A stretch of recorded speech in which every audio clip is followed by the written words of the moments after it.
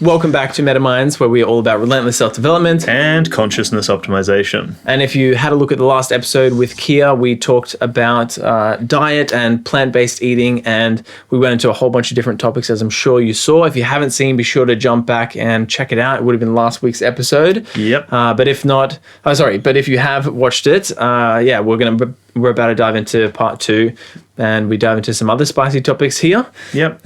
We do a bit of a lightning round, which doesn't end up being too lightning, but we try to get a few quick fire questions out and try to kill a few myths, especially for me as well, because I still eat meat, but I'm definitely taking these steps away from especially dairy when I'm having almond milk and whatnot, and try to limit the amount of meat I'm having. So it was cool for me as an outsider to ask these questions from a curious standpoint. Yeah, you definitely ask a couple of good questions, and myself being plant-based for a couple of years, I even learned a couple of things myself. So yeah, full of knowledge this podcast. Thanks, Kiah, for being on, and yeah, we'll leave you to enjoy. See you next week on the MetaMinds podcast. Yeah. Diving back into it, something I wanted to ask, which took us basically a whole half of the podcast, and we didn't even dive into this, which is good, I suppose. There's so much to talk about. So someone walks into your clinic, they have eaten meat their entire lives, their whole family eats meat, and they maybe have had a couple of problems, and that's why they've been referred to a dietitian. What's one of the first things that you kind of say to them to kind of, what is the kind of process you go through to kind of break those barriers to, change their mindset, I suppose, to understand why plant-based eating is important? It really depends what they're coming in for. So I work mostly with people with chronic disease. So a lot of the people that I see have diabetes, heart disease, high cholesterol, things like that. So I generally kind of talk about it in terms of how it would benefit their health and their specific condition, because the fact that they're there means that, and the fact that they've come in and they're generally referred by their doctor, means that they're actually willing to make a change to their diet.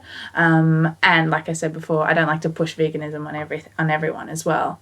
So the way kind of I talk about it is say for example, with someone who comes in with high cholesterol, we talk about in terms of lowering your cholesterol, it's all about fats and fiber. So the saturated fats, which we predominantly find in animal products, so all your animal products like meat, and red meat's really high in it, chicken, and say cheese and dairy and stuff like that, as well as coconut oil actually.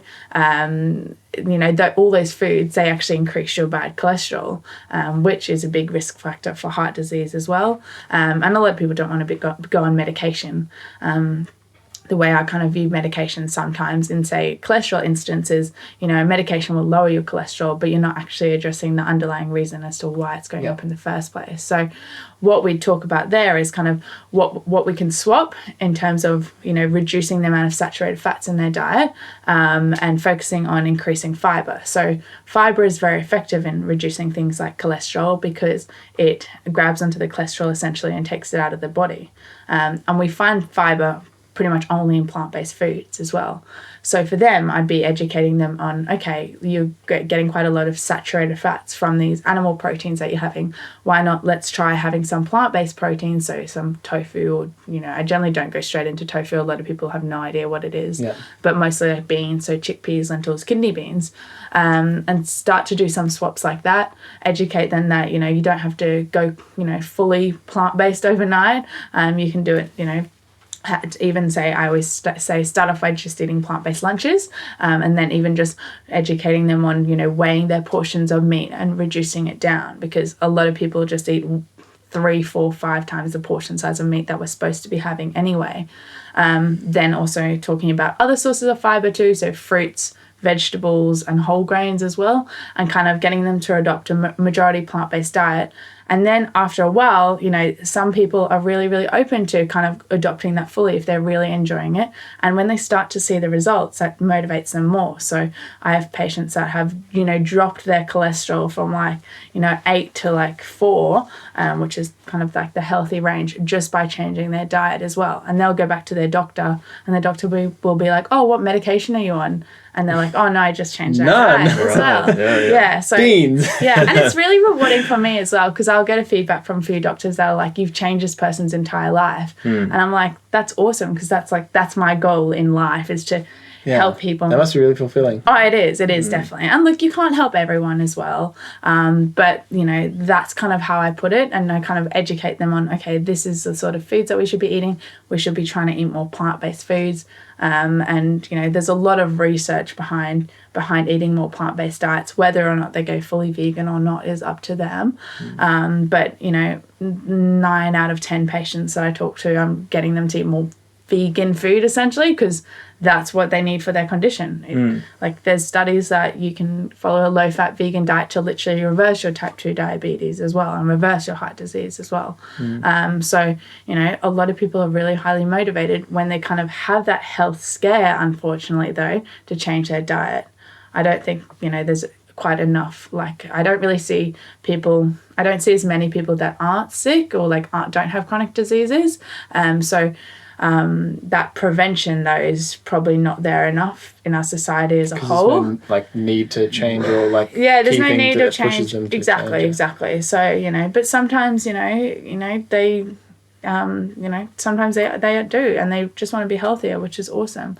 But yeah, it's majority once they've had that health scare that they're like, okay, I need to change my diet. And by far, honestly, the people that get the best results in every aspect of their health, so cholesterol, blood tests, weight, etc., are generally the people that follow a mostly plant-based diet or a fully like vegan diet as well. And high testosterone. Yeah. That's something that I always find is so hilarious. You hear the term soy boy thrown out a lot to kind of, like emasculate men who are actually eating plant-based. Yeah. But the studies show that men that do eat plant-based diets actually have much higher levels of testosterone and get longer lasting erections. Sorry to go there, but that's just what the studies show. You know? Soy is probably the most common query I get. I think yesterday in clinic I got that 3 times. People are just worried about soy. And estrogen. And there's just media propaganda about it as well, which is absolutely ridiculous. But, like, you can get adverse reactions from soy, but you have to be eating 14. As you can with everything balanced, but you need to be having 14 to 20 serves of it a day. So that's 14 challenge accepted. But the way I always put it is look at the Japanese. So the Japanese generally have one of the highest life expectancies, so especially in, like, the Okinawa people, which are, I don't know if you've heard about the blue zones. So it's just a study that looked at the, you know, areas of the world with the most concentrations of centenarians, of people over 100, and they're eating majority plant-based foods. But Japan as a whole, like, they eat so much soy, soy products, soy milk, edamame, tofu, etc. And they have one of the lowest risks of chronic disease as well. And they're not all popping up with boobs either, like as guys, and they're not getting really high risk of breast cancer, thyroid issues as well. So, you know, I think we should all kind of take a Japanese approach to eating anyway. But they also do eat a lot of meat, though. They do eat a lot of meat. They're not perfect. They do eat a lot of meat, but I don't think they eat nearly as much as we do here at all. Yeah. And, like, look, I do think Japan's probably changed a lot nowadays. They do eat a lot more processed stuff than they used to. But yeah, you know, they're pretty, their health issues aren't as high as Australia. Right. Yeah. You were talking a little bit about how a lot of the focus of your clinic is to work with people who have some sort of physical condition. Yeah.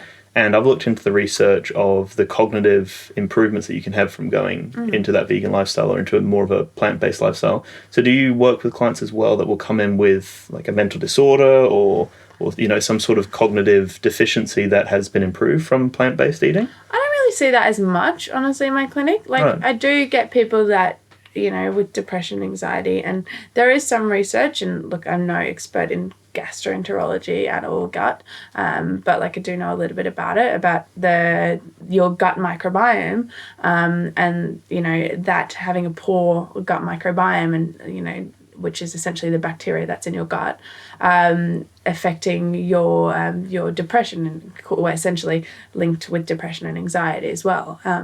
And one of the big things that affects our gut microbiome is not eating enough fibre. And I know just from, you know, clinical work, like, majority of people aren't eating enough fibre.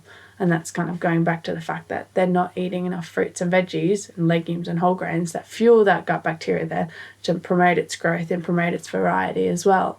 And the big things that affect negatively our gut microbiome is eating too much red meat and meats in general, and eating too much processed foods as well. And, you know, there's a lot of, you know, like often when people go plant-based, they start to eat a lot more whole foods as well, and they're probably getting a lot more micronutrients as well, and so they're going to feel a lot better within themselves. They're probably not going to feel as sluggish if they're not having too much processed foods either, and you know that can also improve your depression, anxiety, mental health as well. It's a good question though. Kind of want to jump into a bit of a lightning round. Yep. Keen for this? I don't know if you have any questions ready for this. No, but we'll see. So just essentially I'll throw a couple of questions at you and then we can might answer them. See how I go. Vitamins that plant-based people should be eating. Good question. So generally, if you're eating a variety of different foods and whole foods in the 5 core food groups, so fruits, vegetables, dairy alternatives, proteins, and whole grains, you shouldn't really need vitamins. However, on a vegan diet, there is one vitamin that you don't get on a plant-based diet, and that's vitamin B12. So vitamin B12 it's actually a bacteria, so we find it from the ground. Animals, like traditionally, like we might, like gorillas, for example, they're herbivores as well, and they get the vitamin B12 because they're eating leaves, dirt, and stuff like that. As humans, we don't tend to eat dirt and leaves and stuff like that. Rub your broccoli and dirt, everyone. Yeah, there you go. I've had people say, just eat unwashed vegetables, and it doesn't really work that well. Right. But that generally means that, what happens essentially is animals, so say cows and stuff, will eat that, and then they'll absorb it. Well, they're just supplemented with it, right? Or they're supplemented with it as well. Which is the reason I like it. Yeah, exactly. So then that kind of goes into the meat, and people who are eating meat and dairy products get enough vitamin B12 because it's in those foods. However, on a plant-based diet, you know, it's not in any plant-based foods naturally. And you know, there's some talks about it being in tempeh and mushrooms and stuff like that, but they're generally inactive analogues that actually compete with vitamin B12 to absorb. So you do need to supplement with vitamin B12 110%. If you don't, it has lifelong, really detrimental impacts. So things like brain damage you can get. And I've had people with vitamin B12 deficiency, and concentration, things like that. Right. Like you feel really tired, fatigued as well. It's important for your nerve cells.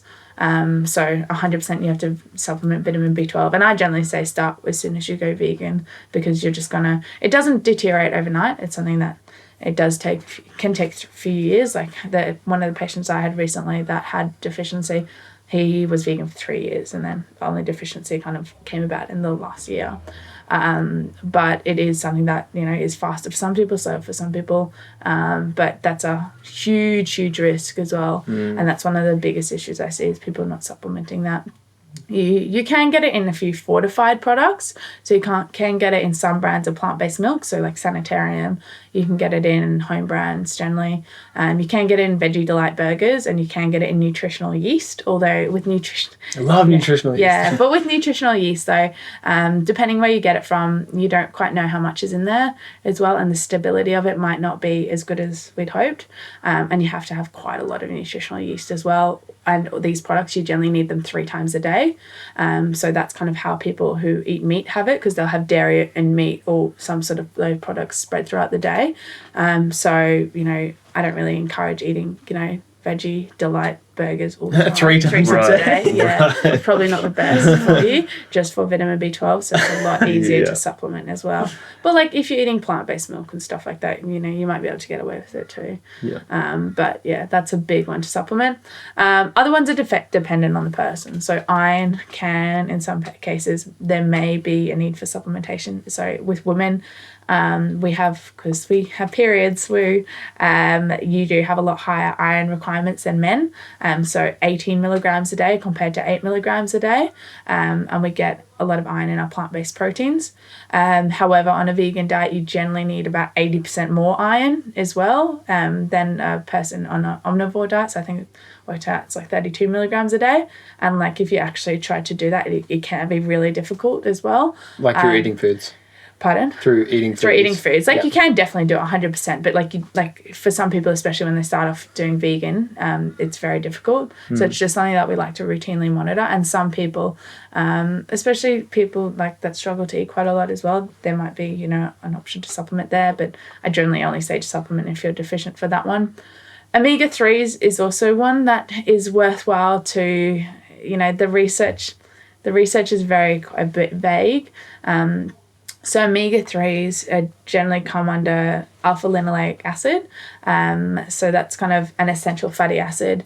And whenever anything's called essential, it means we need to be getting it from our diet. Our body can't produce it ourselves. But there's these two other long-chain fatty acids called eicosapentaenoic acid and doxahexaenoic acid, so EPA and DHA. Of course. But essentially what happens is for people who eat fish, they get the ALA, EPA and DHA all from the fish, and that's because fish eat algae. However, if you're vegan, you don't generally eat fish. So essentially you can't get EPA and DHA, but you can get ALA in things like flaxseed oil, flax seeds, chia seeds, walnuts, and like hemp seeds as well. But what happens, you have to make sure you have it quite a bit. And your body is able to convert ALA to EPA then to DHA as well. But we don't often know the conversion factor of if someone's a fast converter or a slow converter. So we don't know if they're efficiently getting enough EPA and DHA. So that's kind of where a supplement may be worthwhile. So you can supplement algae. There's algae-based DHA and EPA supplements, which are essentially the original sources of these nutrients. However, the issue here is, the research is very unclear. They like the studies show that long-term vegans have low DHA levels. However, they don't really know the adverse effects of that as well. So it's something like I don't personally supplement, although I am kind of still considering that I might do it. But it's just somewhere that the research isn't crystal clear whether we should supplement that or not. But the big thing is if you're not supplementing, you need to be making sure you're getting enough ALA, so from those walnuts and stuff every day. So number one, though, is definitely vitamin B12, but the other ones are kind of, more tailored to the person as well. I generally always try and focus on food first approach rather than supplements anyway. Because the vitamin and mineral industry is huge. And majority of people don't need to be taking a lot of these multivitamins, etc. And they're generally just coming out in your pee. Just expensive pee, right? Expensive pee as well. And I think people are waking up a little bit because there was a big show, I think on Catalyst or something on the TV or SBS or something about that. And now people are like, oh, okay, I don't need to be spending hundreds of dollars a month. And it's also really dangerous. Like I've had a few people I've had one person that has gotten toxic levels of one of their vitamins because they were on so many different supplements as well. Right, and they got nerve damage as a result of that. So it is something that, if you're not a health professional and you're taking, a variety of different supplements, a lot of them have doubling doses of a lot of different micronutrients. So there might be magnesium in like 5 different things. It's really, I would always say, only supplement if you really have to, or you've spoken to a health professional like a dietitian or your doctor as well, and there's a genuine need for it. But otherwise, try and just focus on getting it through your diet.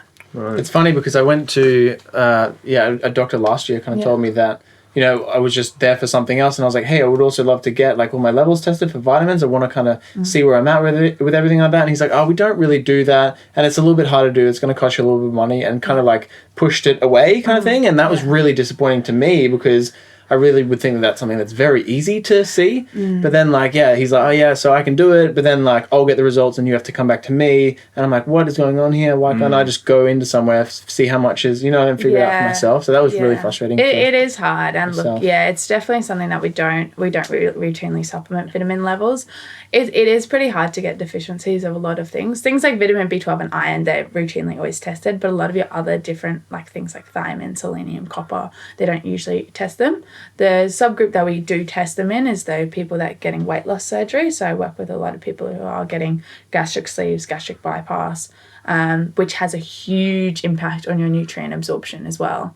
And those people need to be on high strength bariatric supplements, and otherwise they will get deficiencies. And I've had people who come see me 2 years down the track, and they have all these deficiencies because they were never supplementing in the first place as well. So, so they're the kind of subgroup that we do test those vitamin levels. But, it is definitely an area that I would say, it's probably worthwhile getting tested, but you would have to pay just because Medicare doesn't cover everything. But also it's your body, and I think that's worth paying for. Exactly, So. But then that kind of brings that whole other realm of there's a lot of testing out there that's not it's unorthodox essentially, so there's no scientific backing. So for example, food allergy testing, there's a lot of food allergy testing that's promoted out there, that's IgG testing, and you can go pay $500 for this testing. It comes up that you're intolerant to all these foods, when the testing is actually, there's no research to prove that the testing is actually true. So people are taking all these random foods like cucumber and like wheat or something out of their diet when sometimes a lot of the research that goes into this testing, it shows that, the foods that are picked up are foods that you've eaten recently as well. Yeah, that as well. So I'm like, and then eat a whole cucumber one night and you got to take it out now, you got to get cancer. Stop eating cucumber. And that's kind of my perspective on a lot of things. So say like things like in that case where people are, removing all these foods, same with kind of probiotics as well. I have this principle that, if you're not getting any improvements after a month of removing this food or taking this supplement, etc., like what's the point? Like you're probably not going to get any extra benefit as well. Right. So, say if they've been told to take wheat out of their diet as well, like, awesome, take it out of your diet, see how you feel after a month. If you feel a lot better, awesome, keep on going. But if you're not, then, what's the point as well? Yeah. All right. So, sorry, the lightning round wasn't particularly lightning. Do you want to ask this question first, and then we'll dive into lightning round? So when it comes to people seeking fruit and veggies, right? Yeah. I know there's a lot of pesticides, herbicides, and GMO use. So how do you go about seeking healthy veggies and fruits that aren't going to then pass on these negative effects anyway? Yeah, so that's actually a really interesting question because it's something I've changed my perspective on in the last kind of 6 months. So previously, in terms of the research that I'd done, it kind of showed that, pesticides and herbicides and things like that don't really have any effect on the nutrient of the food. And that's true. Like if you compare an organic apple compared to a conventionally grown apple, the nutrient content is generally actually the same. However, the effect of pesticides, I've now started to do a bit of research into, can actually have some effects in our body as well, and increased inflammation, and especially I was looking at it in terms of endometriosis as well. There's a bit of research that shows that people with endometriosis should actually be going organic. However, it's very, very expensive as well. So yes, I believe that everyone should eat organic if you can. I don't eat organic though, because it's just so expensive. Yeah. And the biggest priority should be getting more fruits and veggies, rather than focusing, because if you're only eating fruits and veggies that are organic, but you're only having a small amount, it's more detrimental than eating a large amount of fruits. On the radar. Yeah, exactly. The other issue though is with organic stuff, well, not with organic stuff, but with your conventional stuff, is all the food in Australia is really heavily regulated by FSANZ, which is Food and Nutrition Standards Australia and New Zealand, and they essentially, they authorise that it's safe to eat all this food. So it is safe to actually eat all of the food in the supermarket. The research behind pesticides and stuff isn't crystal clear. So, it's not strong enough for us to say, no, everyone can't eat, conventionally grown fruits and veggies. And yeah, so it's kind of personal choice as well. Right. Yeah. So I would say number one priority should be getting your 2 serves of fruit and 5 cups of veggies every day. And, if you can definitely afford it, which, is awesome if you can, but I know a lot of people can't, then go organic on top of that as well. But don't kind of compromise your fruit and veggie intake just for going organic. That's a great point, I think. Yeah. Yeah, and in this distant utopian world where everyone is vegan, then all of the fruits and veggies are also organic. I'm sure that's slowly the prices would come down then at that point. Yeah, that's a social I'm sure it's coming. Exactly. But we're not quite there yet. Yeah, we're not quite there yet. And look, the amount of food that we're eating as a society as well, it's huge. So I think it would probably be a lot harder.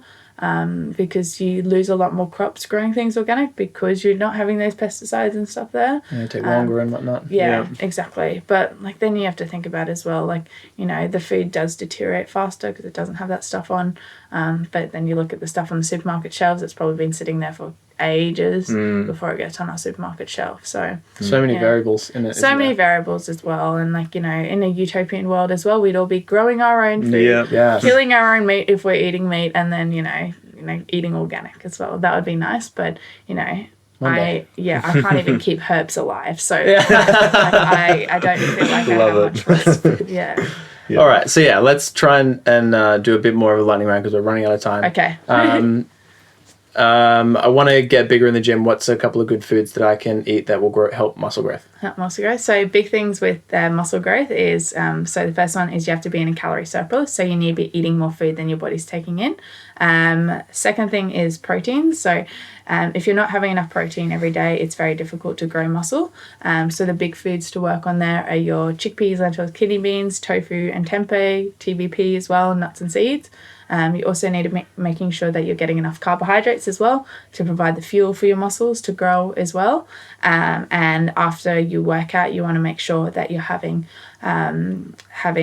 something with protein in it within that first hour of working out, because that's your body's most anabolic, so muscle building capacity within that first hour. And then also spacing your protein. So your body can only absorb about 20 to 30 grams of protein at once, which is equivalent to about 150 grams of tofu or 100 grams of tempeh or a cup of legumes. So the ideal way is to space that frequently throughout the day. So like people who go home and eat a giant steak, for example, your body actually can't absorb all that protein at once. So there's no real point there. So it's actually better to space it. Huge. Right. Yeah. So I've been told that, everyone around me tells me that I shouldn't be eating fruit because fruit's full of sugar and sugar's bad for you. What do I do, Kiah? Oh, what do we do? Yeah. No, so fruit sugar is different to like white sugar. Essentially it all kind of, digest in your body as glucose. But the thing with fruit sugar as well is, you're not just eating the fruit sugar, you're getting all the other vitamins and minerals and micronutrients in the fruit as well, and all the potassium and the magnesium and stuff like that, and fiber as well. Yep. So we shouldn't be afraid of sugar, especially when it's in food as well. Maybe be a bit, wary of sugar when it's added into processed foods as well. So that means like label reading, if sugar's in the first kind of three or five words on your nutrition label, then maybe kind of reconsider getting the product as well. But there's no issue to avoid fruit sugar at all. Love it. Right. Also, let's say, for example, the person who is making a shift into like a vegetarian lifestyle or a vegan lifestyle, they haven't sought professional help, right? Which obviously I'm sure you would recommend. But if they're in that stage and they're doing that without any support around them, what kind of signs do they need to look out for that things could be detrimental and they may need to go and seek professional help? If they're starting to get low in energy, tired, lethargic, those are pretty big warning signs as well, that you're not getting enough of your nutrients, so they can kind of lead to vitamin or mineral deficiencies, especially iron and B12. And if you've noticed a big shift in how your energy levels are now compared to when you were eating meat, those are the ones I'd say to definitely look out for. But Kiah, lions and tigers eat meat. Why can't we be eating meat? Because we're not lions and tigers. It's so funny. I've read that objection quite a few times on the internet in various different animals, whatever it is. It's like, but we have these fangs and that's what they're for, right? And it's like, we have molars as well. Yeah. There's a lot of. Have you had any other like silly objections, or not silly, but they're all come from obviously a place that has validity, but any that kind of make you. I don't know. No? Can't think of anything off the top of my head. Yeah, but I think that the big thing is people don't like to be criticised, and when you bring up veganism, I think that's you're showing. Sometimes people feel like you're actually like, say for example, I'll give the example of my mum. Like whenever I bring it up with her, she just yells at me to shut up because she doesn't want to face that truth that yes, we have chickens in the backyard, yet we're eating chicken, or they're not really me, they're eating chicken for dinner. So I think that if people a lot of people realize that what they're doing is not adding up, but some people are just not ready to accept it. So everyone's on their own journey. And that's why you can't push people into it as well. And I think that's where some vegans don't do it, and that's why I'm not a huge activist. Like, I'm an activist in an educational way, because I'd rather educate people as to why they should be eating more like this, eating more plant-based foods, rather than yelling at them for eating meat as well, because everyone is on their own journey. That's it. And one thing that always stands out to me, this is through counselling, is if someone tries to change you, you experience that as oppression, right? Yeah. But if you try to change on your own, you experience that as liberation. Yeah. So it's the idea of like gently educating someone, I guess, so that they can make their own decisions. Exactly. That sounds like, I guess, the most effective way. And that's something that we've spoken about because I'm kind of trying to eat more plant-based and trying to be better in that regard. We'll get him. But it's been conditioned into me, and that's something I've recognized through the food pyramid as well. It's like they push dairy and meat so much in the pyramid, but obviously that could be an agenda from meat companies and dairy companies. Propaganda. That's a whole nother. That's a whole other thing we're getting close to. Yeah, so we've got about a minute left. Is there any other like hot tips that you think could help either anyone transitioning or people that have been plant-based for a while? Just anything else that kind of is huge chunks of knowledge that you think is important for people to know on this journey? If you're struggling, go see a dietitian.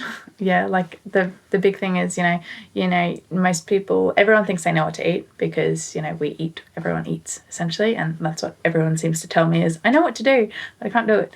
And like, look, that's fine as well. But you're like, say for you, right? You're not a dietitian. You're not expected to know everything, about food and nutrition. And that's okay if you don't know everything as well. So it's important to go get help if you do need the help as well. And do your research as well. So definitely I feel like the people who, suffer the most is the ones that just decide to go cold turkey vegan and don't do any research as well, because, they're not supplementing vitamins, minerals, like the vitamin B12, etc. They're not eating the right, protein swaps as well. And then, they will essentially, a lot of them will fail because they haven't done that research and then they kind of blame it on the diet when it's not really the diet's fault. It's just how the diet is approached as well. Yeah. Massive. Awesome. Anything else to add, Dan? I don't think so. Great. Well, thank you very much for joining us on MetaMinds. It's been a very awesome chat. Definitely, an hour long. We covered a lot. I'm sure we could talk for another couple of hours. And I feel like I'm learning so much coming from a bit of an outsider perspective as well. Like Eamon tries to educate me on things. Yeah. And obviously I do my research and whatnot, but aggressively educate. Yeah, he aggressively educates me. But no, it is something that I think with more education, it's opening my eyes up more and I'm recognizing myself making better decisions. Yeah. So I think on that social change, I think that will come with time, obviously. The more people get educated, the more people recognise the benefits of it. Exactly, definitely. And look, I'm the same as well. Like, how we talked about with people just eating meat their entire life and dairy. Like, I've been vegan for so long, it's really hard sometimes, like, seeing clients helps me with this, but it does make me sometimes feel like it's not that hard. Just take meat out, just use chickpeas instead, or just swap it to soy milk. Well, because when you're doing it for so long, you just kind of, this is just normal for you. It's conditioned into you. Yeah, it's conditioned into you. And it's kind of, that what people go through in transitioning phases is very abnormal as well. It's a kind of a big shift in their life and they have to think about eating and they think about the meals every meal of the day. Yeah. Sweet. Thank you so much for joining us. No worries at all. It's been awesome. Just finally, if people want to get in touch with you, where would you point them? You can always find me on Instagram. So at the plant-based diet _ at the plant-based _ dietitian. I just changed it. That's why I always forget. Oh, okay, right. Right. Or Kiah plantnutritionwellness.com is my email, or www.plantnutritionwellness.com, or search on Facebook Plant Nutrition and Wellness. Cool. Fantastic. Thank you again, Kiah. No worries at all. It's been awesome to chat with you both. Cheers.